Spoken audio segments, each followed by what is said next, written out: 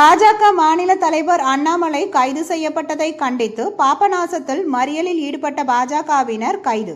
சென்னையில் டாஸ்மாக் நிறுவனத்தை முற்றுகையிட சென்ற பாஜக மாநில தலைவர் அண்ணாமலை கைது செய்யப்பட்டதை கண்டித்து பாபநாசம் பாஜக மத்திய ஒன்றிய தலைவர் சுமதி வில்சன் தலைமையில் தஞ்சை கும்பகோணம் மெயின் சாலையில் பாஜகவினர் அண்ணாமலையை உடனடியாக விடுதலை செய்ய வலியுறுத்தி திடீர் மறியலில் ஈடுபட்டனர்.